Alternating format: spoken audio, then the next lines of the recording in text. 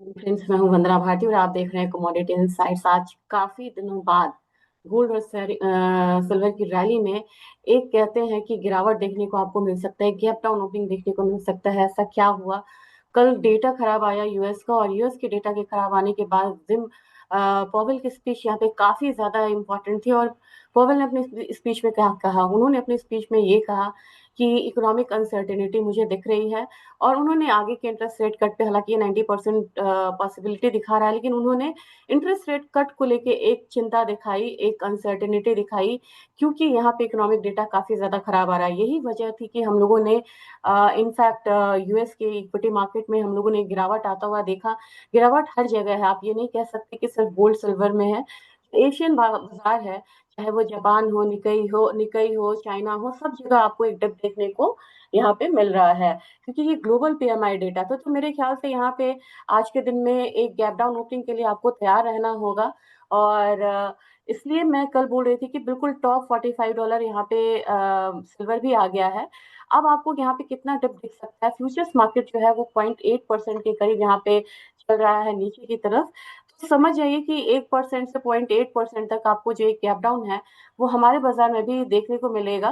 तो मेरे ख्याल से अभी का जो माहौल है, 3 दिन के लगातार गिरावट के बाद, ये अगर गिरावट डिप जो है वो बढ़ता है, तो कहीं ना कहीं आपको 3765 वाला जोन, यानी कि 3765 से 3760, कल मैंने ये वाला लेवल्स जो है आपको शेयर किया था, अगर आपको ध्यान में होगा तो ये लेवल देखने को मिल सकता है। हमारा बाजार जो है वो 1,13,800 के करीब यहाँ पे क्लोज हुआ था।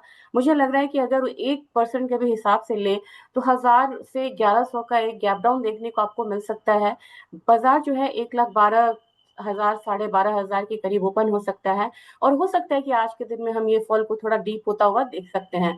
सिल्वर की बात की जाए तो सिल्वर ने कल एक हाई लगाया था 44.77 का, यानी कि ऑलमोस्ट ये $45 आ चुकी है। आज वही कमोडिटी अब यहाँ पे $44 के करीब ट्रेड हो रही है। यहाँ पे ज्यादा गिरावट है, गोल्ड से ज्यादा गिरावट सिल्वर में है। सिल्वर में 1.25% की गिरावट है। तो सिल्वर कल की क्लोजिंग जो हुई थी वो रिकॉर्ड हाई इसने लगाया था कल के दिनों में। और कल के दिन का जो हाई था 1,35,700 था। क्लोजिंग हुई थी 1,35,060 के करीब। अब 1.25% के हिसाब से मुझे यहाँ पे लग रहा है कि हो सकता है कि प्राइसेस में 1500-1600 का एक गैप डाउन देखने को आपको सुबह में मिले। तो तैयारी आपको उसके हिसाब से ही करनी होगी कि आपको अपनी पोजीशंस को कैसे बनाना है। और इनिशियली आपको किसी भी तरह का कोई पोजीशन नहीं लेना चाहिए, क्योंकि खुलते ही मार्केट एक गैप डाउन दिखाएगा और उसके बाद वो थोड़ा सा वोलाटाइल हो सकती है। और आज के दिन में मुझे लग रहा है कि हल्का सा जो गिरावट वाला दौर है वो देखने को मिल सकता है काफी दिनों बाद गोल्ड और सिल्वर में। ऑयल रेंज में है, इसमें बहुत ज्यादा अपडेट की जरूरत नहीं है। नेचुरल गैस में बढ़त हल्की सी आ सकती है। बात बाकी अगर कहें तो बेस मेटल में कोई बहुत ज्यादा मूव यहाँ पे देखने को मुझे नहीं मिल रहा है कि यहाँ पे मैं बोलूँ कि बहुत बड़ी कोई मूव आई हुई है। यहाँ पे एक रेंज में रहेगा, हल्का सा यहाँ पे एक डाउन साइड लेते हुए एक ट्रेड जो है वो देख सकते हैं, क्योंकि ओवरऑल सेंटिमेंट्स वीक है।